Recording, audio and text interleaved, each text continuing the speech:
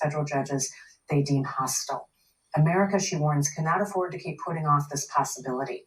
A subset of the country's population has long enjoyed privileges and power, and they're not going to let go without a fight. Some of them are not going to let go without a fight, she says. In her book, How Civil Wars Start and How to Stop Them, Walter writes, quote, "No one wants to believe that their beloved democracy is in decline or headed toward war.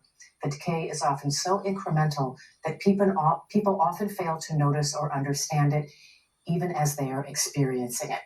If you were an analyst in a foreign country looking at events in America the same way you look at events in Ukraine or the Ivory Coast or Venezuela, you would go down a checklist assessing each of the conditions that make civil war likely. And what you would find is that the United States, a democracy founded more than 2 centuries ago, has entered very dangerous territory. The United States is an anocracy for the first time in more than 200 years. Let that sink in.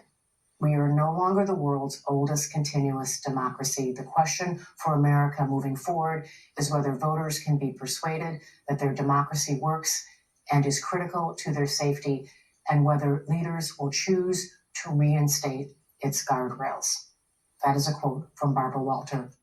Joins me now, Barbara F. Walter is a professor of international affairs at the University of California, San Diego. She's the author of the book, How Civil Wars Start and How to Stop Them. I want to talk to you about both those things, how they start, but really specifically how to stop them, because we don't want to see this happen in this country.